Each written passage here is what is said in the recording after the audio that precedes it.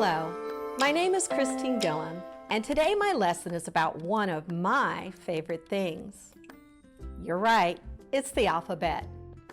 The reason why I like the alphabet so much is because I know that knowing the letters of the alphabet and the sounds they make is the most important building block of learning to be a good reader.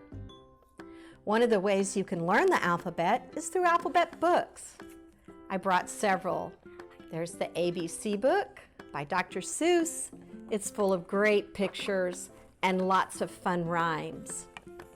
Here's the Underwater Alphabet book. And in this book, you can learn a lot about things that are under the sea and letters and their sounds. And the Beetle Alphabet book. You can learn about insects and beetles and the letter sounds. But today, I've brought a new alphabet book that I just got, and I have really enjoyed it, so I want to share it with you. You don't need anything but your good listener skills and the desire to become a better reader for this lesson today.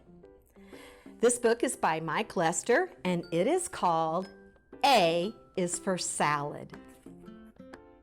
Let's get started. A is for salad. B is for Viking. C is for hot dog. What? There's something wrong with my alphabet book? A isn't for salad?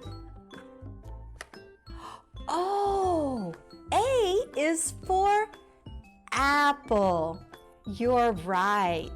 But there is something in the picture on this page that starts with an A. What is eating the salad? That's right. It's an alligator. On this page that says B is for Viking, who is wearing the Viking hat? That's right. It's a beaver. B is for beaver. And B is for bed. On this page, C is not for hot dog. It's for the eating the hot dog. That's right. C is for cat. Let's make sure we pay close attention to the picture clues in this book so we can learn the letter sounds. D is for remote control, isn't it? No, D is for, that's right, D is for duck. E is for pajamas, or the elephant wearing the pajamas. Also, E is for egg. F is for soup. Oh no. It's for the frog eating the soup, and F is also for fox. G is for soccer. Everybody knows that's wrong. G is for goat. The goat is playing soccer. H is for pizza, or not. H is for horse, who's eating a pizza, and of course, H is for hat. I is for pancakes. No, I is not for these pancakes. I is for this iguana that is getting ready to eat the pancakes. I is for iguana.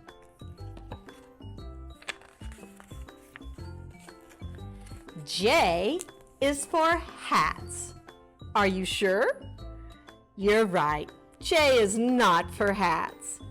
J is for these underwater animals wearing the hats. J is for jellyfish. J is also for jam. K is for doctor. Or not. K is for the kangaroo. The doctor is in his pouch. K is also for key. L is for hair dryer. L is for lion. L is also for ladybug. M is for cowboy boots. Or is it for this animal that some people don't recognize because they don't live around here? M is for moose. M is also for monkey. N is for lunch. No.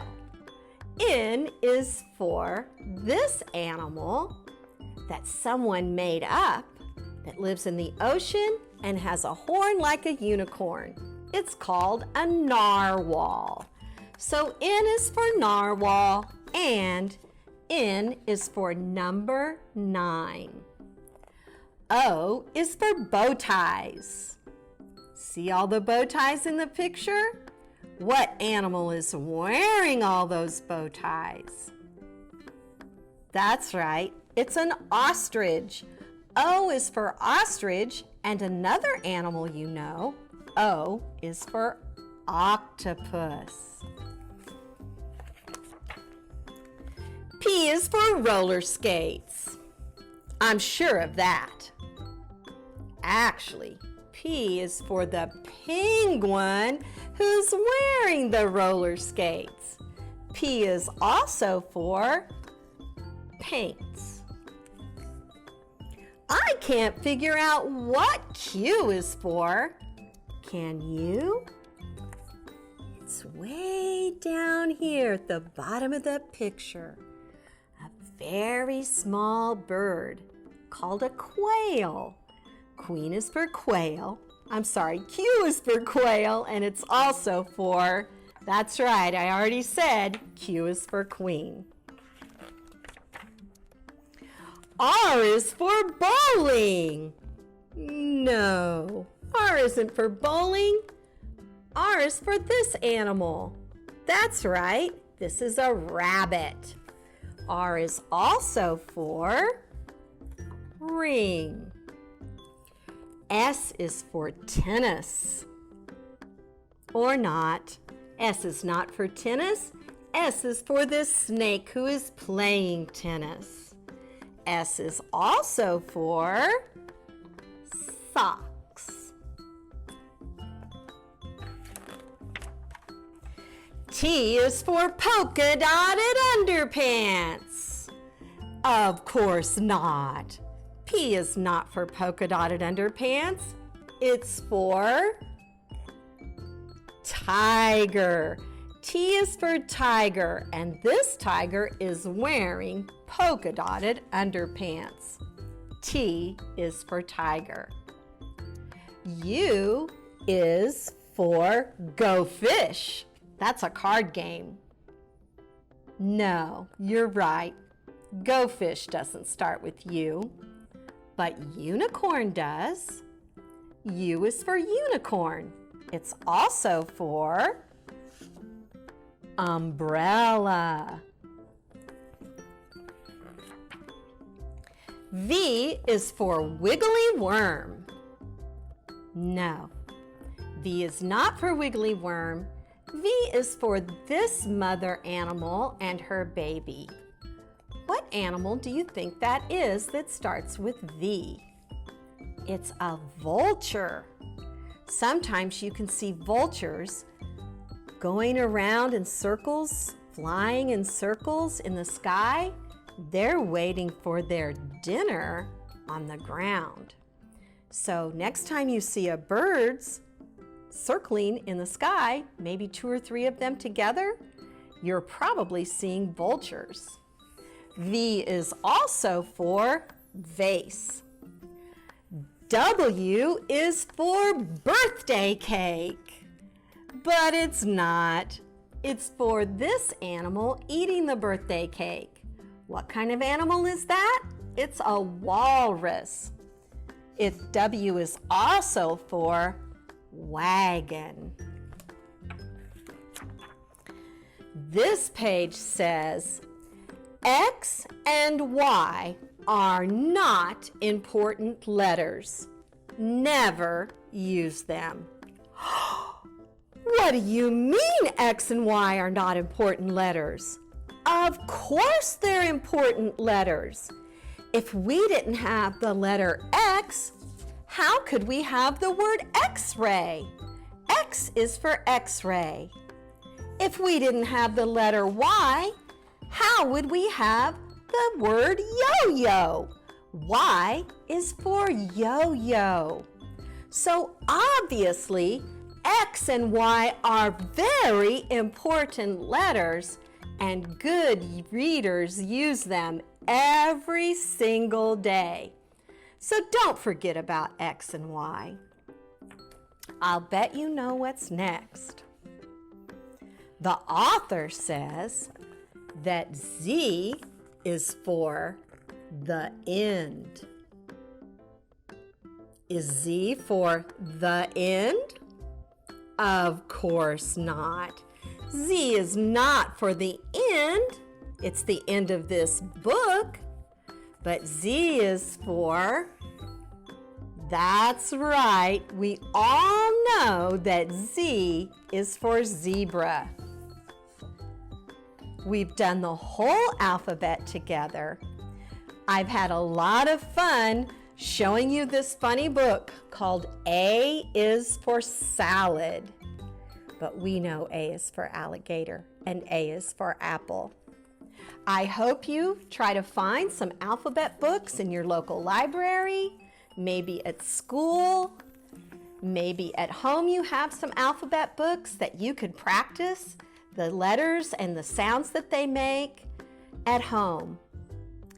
Hey, you could even make your own alphabet book. You could get paper and a pencil and some crayons, and you could make your own pages with all the letters of the alphabet and all the different pictures that you can think of for each letter. That would be a very fun way to practice the alphabet at home. You can also practice the alphabet by looking for words on magazines and books and food packages on the internet, on signs out on the road, and practicing the letter sounds. It was great seeing you again today, and I look forward to seeing you next time. I'm Christine Gillum. Remember, practice reading every single day. It was good to see you again, but it's time to say so long.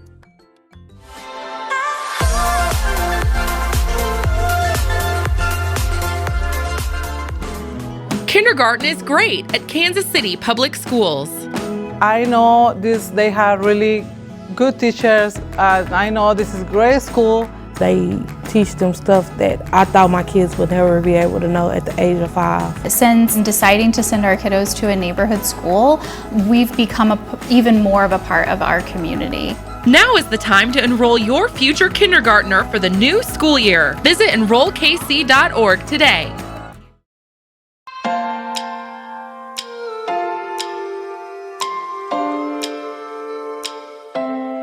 Hello, my name is Miss Rivers and I'm the lead literacy interventionist for KCPS, and I am very happy to be with you today. Today we're going to talk about vowel pairs. In particular, we're going to talk about the four of some ways to spell A. Let's get started. A-E, E-A, A-I, A-Y. These are 4 of the ways that we are going to focus on spelling A. By the time you finish watching this video today, you will be able to say, spell, and read 4 ways to say A. Cake.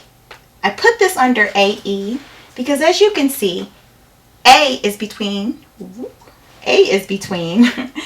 C and K. And at the end, the final E makes the A say its name. Cake, lake, skate. You try it. Cake, lake, skate. Very good. Now let's focus on EA.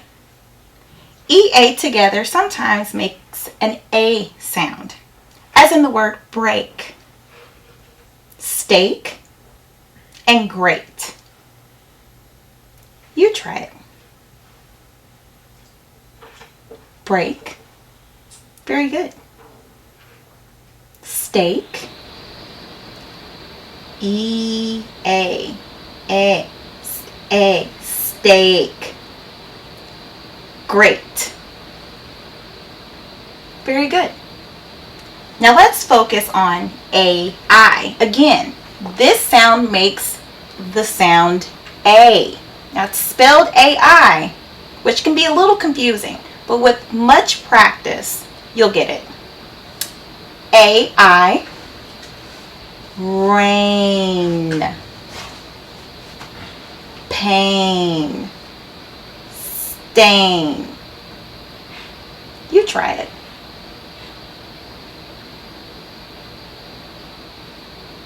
Rain. Very good. Pain. Pain. Remember, here's a really important tip. Make sure you clip the sound p, and don't put an A.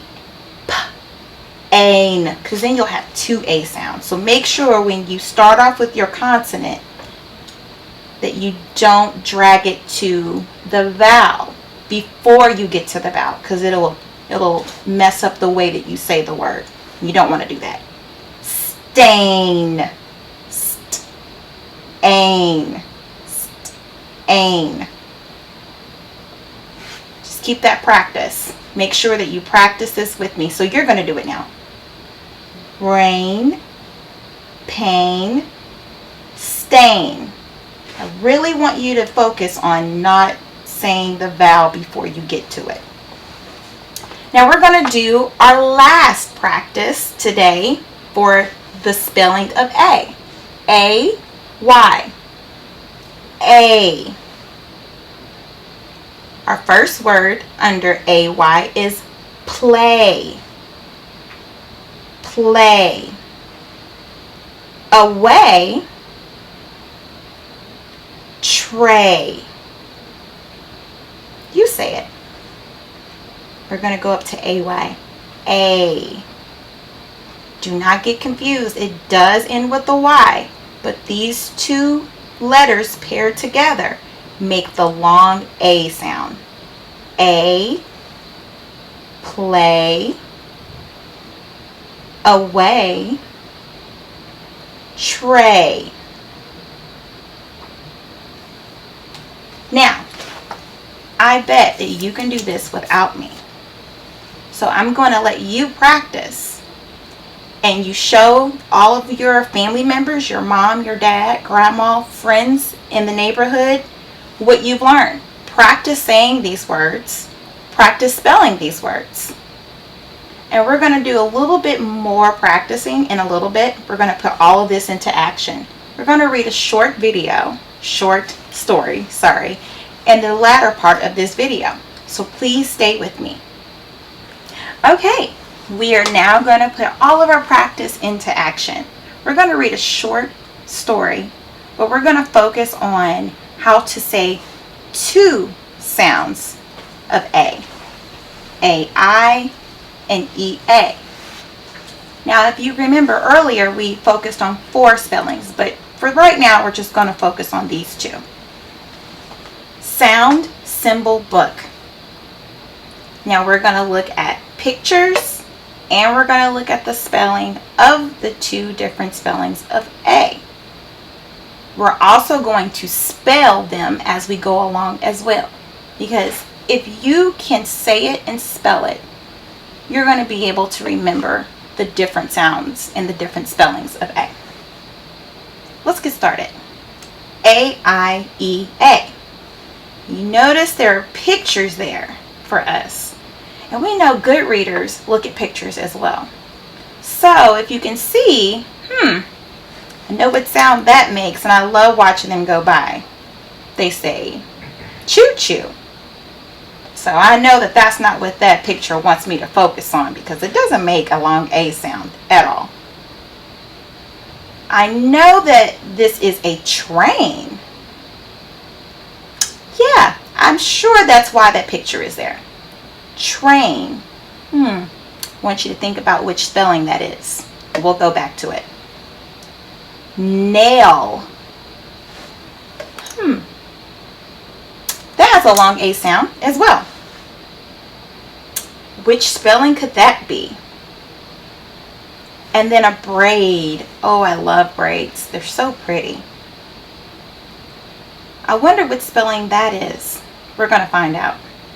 And then we have, that's an egg. That's not a long A sound. Oh, break. As you can see, the eggshell is not together. So they must be demonstrating the sound A in the word break. Wonder which spelling that is. We're going to find out.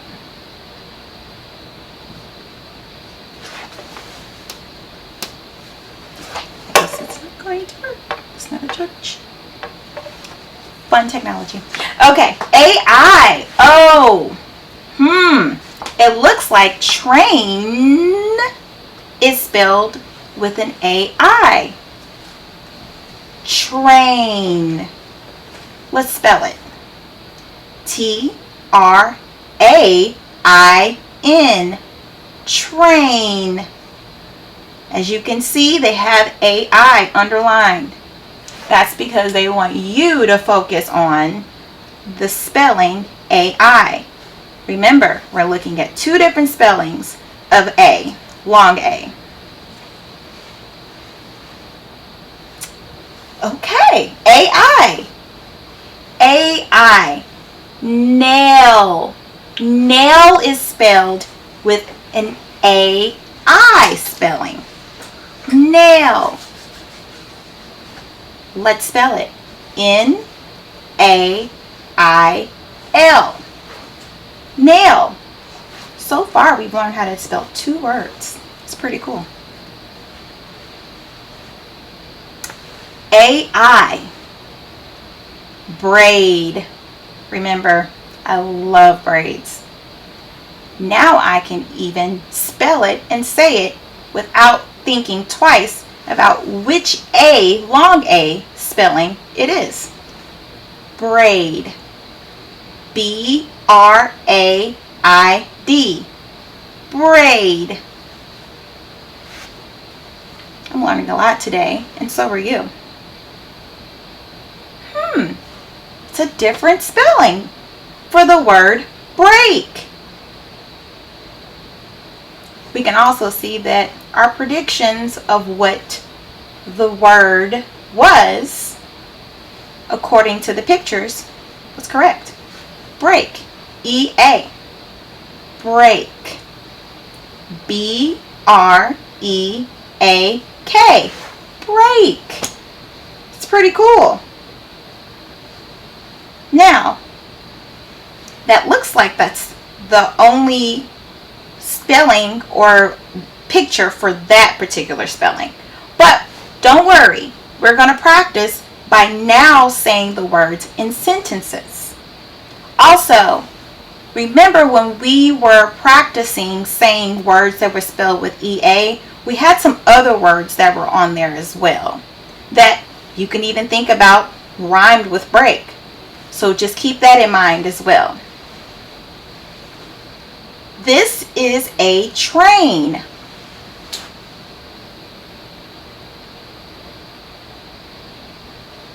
Remember, they have it underlined AI. They want you to remember that that is the way you spell long A for this particular word.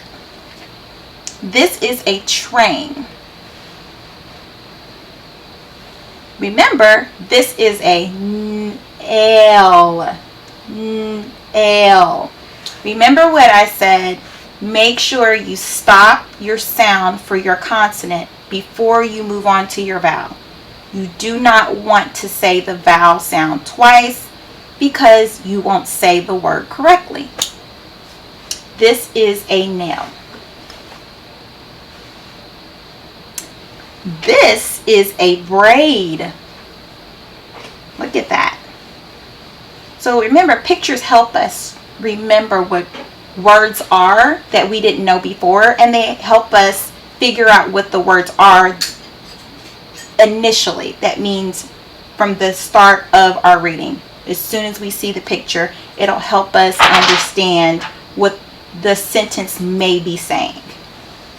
This is a braid. And this is our final spelling for this particular part of our lesson. EA. This is to break. And they're just showing us what happens when an egg is cracked, if we are cooking, making something, or if we accidentally drop it, it will break. Okay. Now, as I said, even though that this is the only spelling in the story for EA, there were other ones that we actually practiced before. So just remember that you can make other words as well with the same spelling of long A. Make sure that you keep on practicing and remember everything that we've learned. So we're going to go through it one more time with the words, not the story, just so we can make sure it sticks, because practice makes permanent. That's what I always say. All right. A, I, and EA. Remember, those are all long A spellings. 2 of the 4 that we've practiced today. Remember that train is spelled with AI. Much like stain. We had that word earlier too. That is also spelled with an AI. Remember that we spell nail with an AI as well. AI. Nail.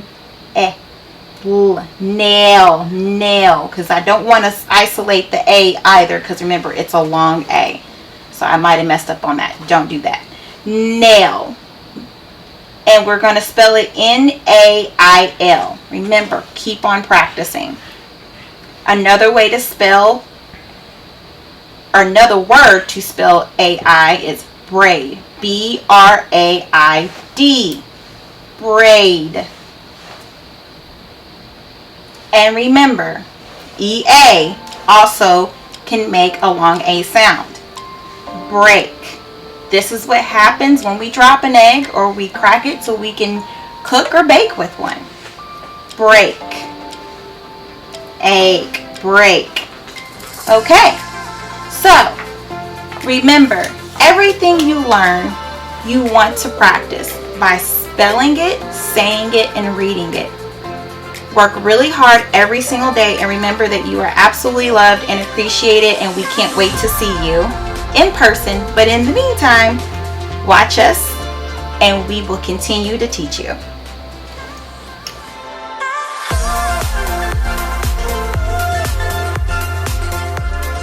The desire to create lives within each of us. From Grammy-winning producers and musicians, to NBA stars, to Navy admirals and Medal of Honor recipients, to internationally renowned artists and beloved local muralists, Paseo graduates have been creating their own success, their own history, their own legacy since 1926. Now it's your time. Create your future at Paseo Academy of Fine and Performing Arts. Learn more at enrollkc.org/Paseo. I love Southeast because of the culture, the band program, and restorative justice. I love Southeast because of the academics, sports, and students. I love Southeast because of the people, the energy, and the advanced classes. It's not alike. I love Southeast because the students here at Southeast are full of potential and they believe in achieving anything. We are Southeast. We stand shoulder to shoulder. Join the Southeast family. Enroll today.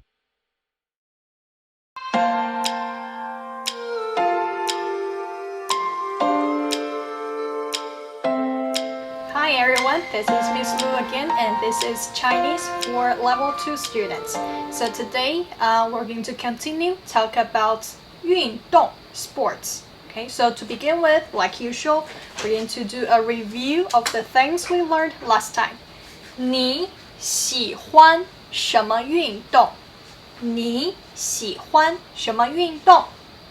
For the vocabulary we learned last time, 跑步游泳踢足球打排球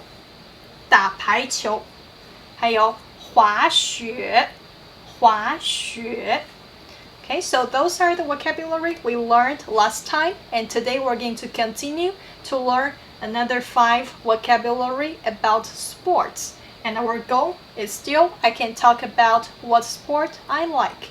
And things you need, like usual, is your notebook and a pencil to take notes. So let's get started. The vocabulary for today. First, 你会打网球吗？你会打网球吗？ So, like usual, you don't need to take notes now. We're going to take notes together. So now focus on the pronunciation together with me. 你会打网球吗？打网球 Play tennis 打网球。你会打篮球吗？你会打篮球吗？打篮球 So 打篮球 Play basketball. 你会打橄榄球吗？你会打橄榄球吗？打橄榄球 So 橄榄球 football. 打橄榄球 Play the football. 你会打棒球吗？你会打棒球吗？打棒球 Play baseball. And then the last vocabulary for today. 你会摔跤吗？你会摔跤吗？摔跤 is wrestling. Okay, so the 5 vocabulary words for today. After me. 打网球打篮球打橄榄球打棒球摔跤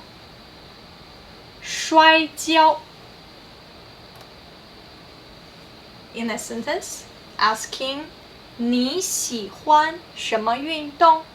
你喜欢什么运动？ So what sports do you like? 你喜欢什么运动？ If you like, play the tennis. 我喜欢 I like 打网球。你喜欢什么运动？我喜欢打篮球。你喜欢什么运动？我喜欢打橄榄球。你喜欢什么运动？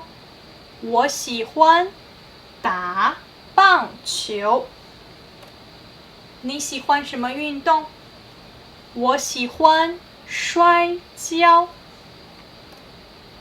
Okay, so remember last time we did a memory activity? 画画 So I'm going to say out a word in Chinese, and I would like you to draw a picture about it. Just a very simple picture. See if you can remember the vocabulary. Okay, so a quick review of the 5 words first. 打网球 play tennis. 打篮球 play basketball. 打橄榄球 play football. 打棒球 play the baseball. And then we have 摔跤 wrestling. So the first one I would like you to 画 to draw. I would like you to draw 打篮球打篮球 So which one is 打篮球打篮球打篮球 Ready? 打篮球 is this one. Okay? 打篮球 play basketball. 打篮球 The next one 摔跤摔跤摔跤 Which one is 摔跤摔跤摔跤 is this one. Okay? 摔跤 wrestling. Do you get this one correct? And then let's try last one. We'll try 打橄榄球打橄榄球打橄榄球 Which one is 打橄榄球打橄榄球 is very popular in America 打橄榄球 So 打橄榄球 is ready? Which one? 打橄榄球 This one. Okay? 打橄榄球 play football. So these are the vocabulary of today. And now let's take notes together. Write down the characters for this. So this one 打网球打网球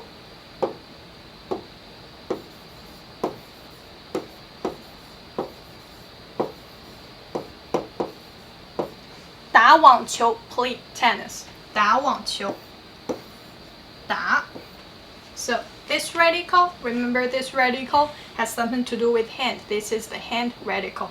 And then 横竖钩打打 And then 网球竖横竖钩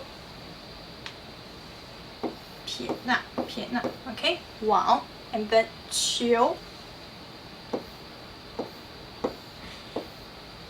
Right, the king radical. And then 横竖钩点点点点点打网球 play tennis 打网球 Next one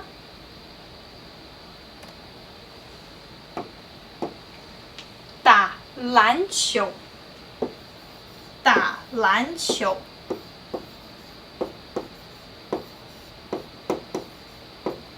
打篮球 play basketball 打篮球 So 打 the same character 篮球 You will write the bamboo radical Remember the bamboo radical And then 竖竖撇横点竖横竖竖竖横 Okay 篮 And then 球 Write the king radical Then 横竖钩点点点点点 The same character And as you observe from the two words you already just write down 打 has the meaning of hit So you hit the ball hit And then 篮 has the meaning of basket So the basketball the basket And 球 has the meaning of ball So play basketball hit the basketball 打篮球 Next one We have 打橄榄球 So play the football 打橄榄球打橄榄球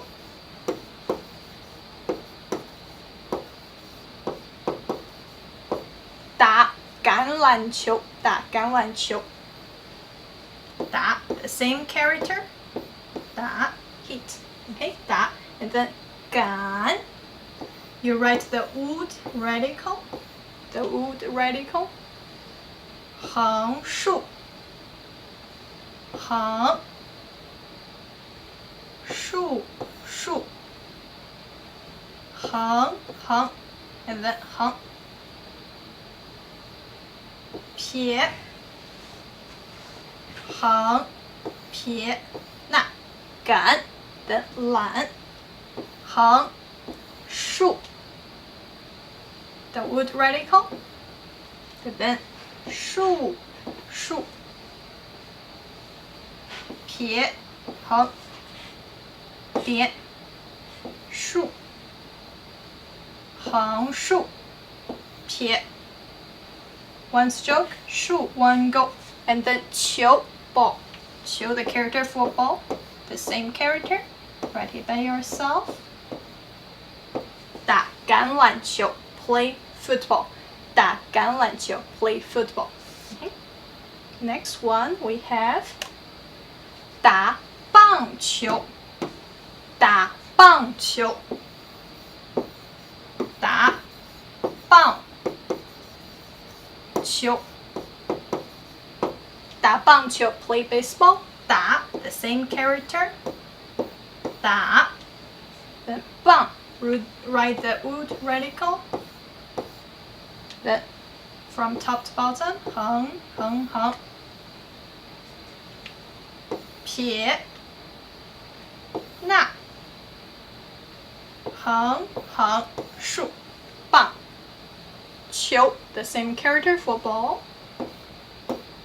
write it by yourself 球 character for ball 打棒球 play baseball and then we have wrestling the one for wrestling 摔跤摔跤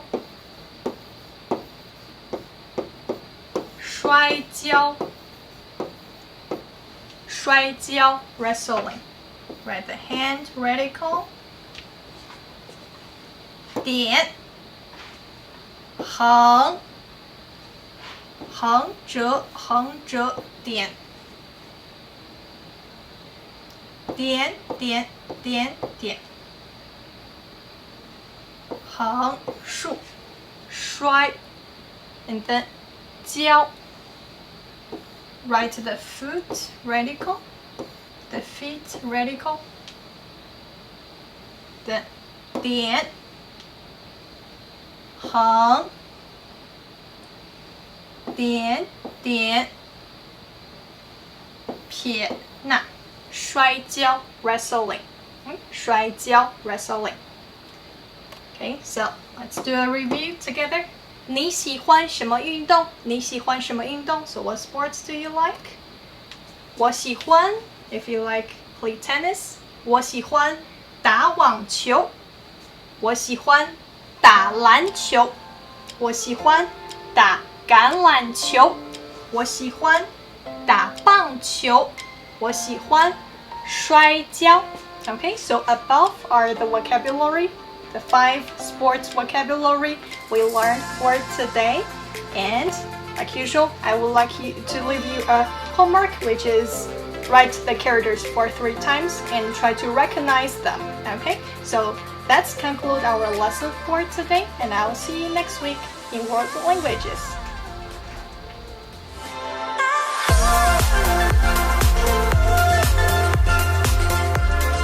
I chose manual because it's challenging and fun and it can help me with college. I chose manual because I wanted to get a jump start in my career with culinary arts. I chose manual to acquire skills I'd use in real life.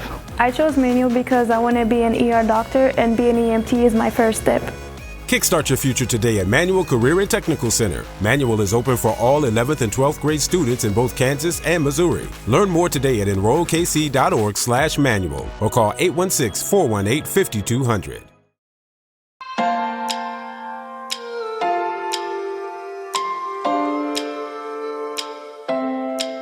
Welcome to Homeroom. I'm KC Public Schools Social Studies Coordinator Paul Turner. Today we're going to talk about Open Up the West. Why it was important, basically who benefited from it, and basically who suffered from Open Up the West. Again, you'll need a pencil and paper and ready to learn. Today's objective, we're going to explain the causes and the effects of the settlement in the West from 1877 to 1898. Why was this important? But again, we're going to talk about the positive changes, the progress, the growth, and the negatives and open up the West. Who was moving to the West? Who was not moving to the West? And why were they moving? Why was it important for these people to basically migrate in the West? And did America fulfill its dream of immigrants? Basically, the immigrants, when they came, did they fulfill the American dream? These are all important questions that we have to answer throughout this lesson. So, we're going to start off. 1862 was a huge year. Again, we got the Civil War going on. We had all this other stuff going on. And again, a lot of these cities are basically just sprawling out, right? You got a lot of these new immigrants coming to the United States trying to vilify this American dream, correct? But they didn't have land in basically these big cities. So you saw a lot of these Irish immigrants who were coming to the United States basically decided with this Homestead Act where they were giving away free land, 160 acres. What can you do with 160 acres a day, right? They can go basically make these farms nice, basically plantable, right? And they can live this American dream. And again, the high prices of wheat, people wanted bread, right? So wheat was high right now. So the price of wheat, so I go there, basically go cut some grass down, make some wheat, I can make a lot of money. That was all good. So think about this time frame. From 1877 to 1898, you have over 500,000 families moving to the West. And when I say the West, I'm talking about modern day places like Oklahoma, Kansas, Wyoming, places like that, right? Like Nebraska too, because these places are newfound land. If I'm an immigrant, I can make a lot of money off this 168 if I farm it right. And remember, a lot of these immigrants are coming from farming territories from Europe. Okay, we're going to talk about Frederick Jackson Turner. He was a historian. And he defined this American West as a rugged, a rough area, right? And he came up with this thesis. For America to reach its greatness, it had to basically take this land and basically create it and cultivate it, right? But it's also going to do harm because it's going to harm the natural beauty of basically cultivating this land. What you did. So, why would I go to the West? Maybe I'm looking for something different, right? You remember, there's really no safety valve in American society. So there's no upward mobility, correct? So I'm living in these cities. It's a rough area to live in. Again, I have to deal with, pollution. I have to deal with traffic. I have to, like the traffic like we deal today. But, these tenement buildings where there's a lot of people. So if I move west, I can get 168 free acres of land from the federal government. So this is huge. Why people would want to go west. That's one of those push and pull factors, right? That we talked about earlier. And again, it was mostly immigrants who were heading out there. Irish, right? The Germans started coming over. This is where they were landing, right? So this provided these guys ample opportunity to live that land, live off the agriculture, what they were doing back in their home countries. Again, if I'm in the city though, I have industry that was keeping me afloat. I have basically, I'll come over here, my cousin's already over here, he can hook me up with a job in one of these manufacturing plants, right? So the city provided people like a safety net for them. In the West, to provide that, this sense of excitement. I can build my own. I can create my own wealth in American society. I can basically create my own American dream if I moved out west. We start talking about California, we're going to talk about the gold rush and all that good stuff. That's one of those pull factors to the West. Because think about it. I can go find some gold and I can become rich overnight. Wow, that's really interesting. So, maintaining the beauty of the West. There was a lot of corporate interest in moving west. Because you have these waterways, you have these ponds. They wanted to basically own those rights. Then you're going to see the start of conservation movement. Okay? If I own a farm, I still need water, right? We have to understand that the West is rugged. It's tough during this time frame. So I have to build my own basically way to get water to my land. But if I'm corporate, I have money to get to that land, right? So I can basically bring water in. So you have these corporate interests versus basically these small town farmer interests. So you start seeing this conservation movement coming about. They wanted to protect the beauty of these lands, right? So, let's talk about the National Park movement. 1872, Yellowstone basically becomes the first national park in the United States, right?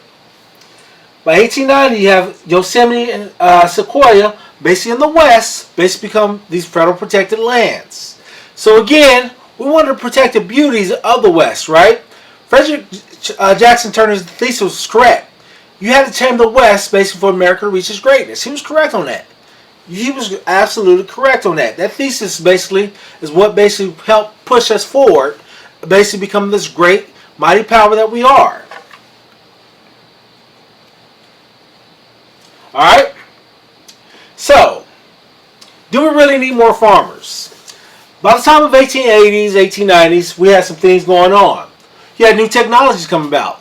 You started seeing like the tractors, the plows, all those good stuff basically becoming mechanized. Again, we're going through a technology revolution during this time frame. So again, that affected farming. So do we need as many farmers as basically these 500,000 families that moved west? Think about that question. Then you have basically these farmers who relied on a single crop. That's what damaged most of these families from becoming these big-time farmers. Some of these farmers have been farming these lands today from the 1870s, 1860s, right?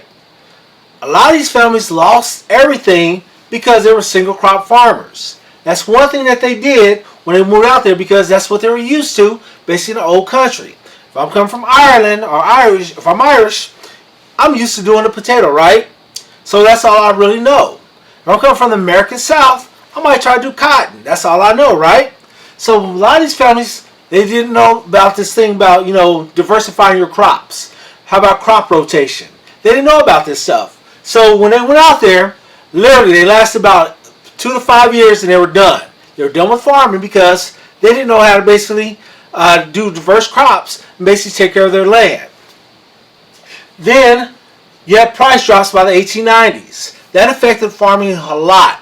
A lot of farmers realized that it's not economical to basically become farmers, right? They realized that all this crops and all this time that they're putting in the land, they were losing money on. They had high debts. They had to pay these debts back to the bank. So banks was basically started calling their loans on some of these lands. So some of these farmers went bankrupt, right? Then we forgot about this thing called droughts. If I don't have any water, guess what? My plants are not growing, correct?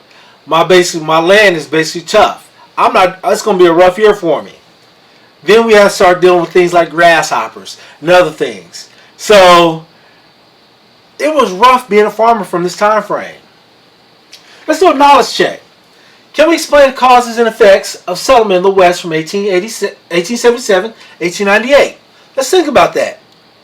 The Homestead Act of 1862 basically was enticing for people to move out to the Midwest and out to the West, right? It provided an opportunity to build wealth. Excitement. You remember? I can become rich on my own. I don't need my cousin to basically give me a job at the factory in the city. This all became great opportunities for these people to move out west. Alright, so failure to launch. Again, 1880s and 1870s, you have these huge grasshopper plagues. Basically, if I'm planting like beans or something else, beans or corn, the grasshoppers are coming to eat them up. Every summer, it happened numerous of times in the summertime.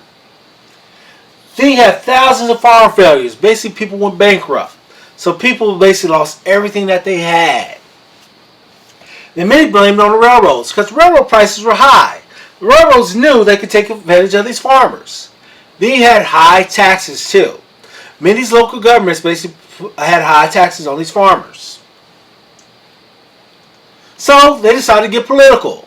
A lot of these organizations basically came together and created these cooperatives. The Grange movement was one of the first ones. Their ultimate goal was to improve lives of farmers. Basically, they had over 800,000 members, and this was in the 1860s and 1870s. Then you had other movements such as the Greenback movement. Basically, they want to reform basically the way that we replenish our money. You have the Farmer Alliance. These people was basically a social organization. Basically help farmers improve their lives and create these social organizations for that to happen. And create political organizations too. Then you have the Color Farmer Alliance. Basically, they have the same mission as the Farmer Alliance. So you start seeing these organizations are reformed. These populist organizations knew that they need political clout to build upon basically this movement that was growing. So let's do the we do. Let's answer some of these questions. In what ways can change, progress, and growth be positive, negative? Again, we talked about opening up the West, right? So when we open up the West, it provides people opportunity. Positive, allow people to basically get rich, right? Some of the negatives, we had over thousands and thousands of these bank failures. Who was moving west and who was not? And why were they moving? Again, you had immigrants moving west, right? You had these people allowed them to do what they did in their own country, basically when they moved west. Alright? Who's not moving west? Well, let's talk about who was not moving west. Basically, if I'm basically a rich guy on the East Coast, I'm not moving west. I might have a business out west, but I'm not moving. You remember the railroad provided ample opportunity for them to get out west, right? Did America fulfill the dream of immigrants? In some ways it did. You remember some people were able to basically live on this land from 1860 till today, still farming. You talk about places like North Dakota, South Dakota. Some of those families have been basically farming that land since those times. So we're talking about close to 140 years of some of these families basically doing this work for that same land. So now we're in the now you do. I want you to brainstorm some ideas of American history. How is the opening of the West important going forward in American society? Think about that. I want you to think about it. Let's start foreshadowing and basically start thinking about what's going forward in American society. Who is benefiting from moving west? Who is benefiting from that? We talk about the immigrants, right? What other groups are benefiting from moving west? Railroads, right? Did the average American gain wealth from moving west? Answer that question. My name is Paul Turner, Social Studies Coordinator, Kansas City Public School. I'll see you guys next week.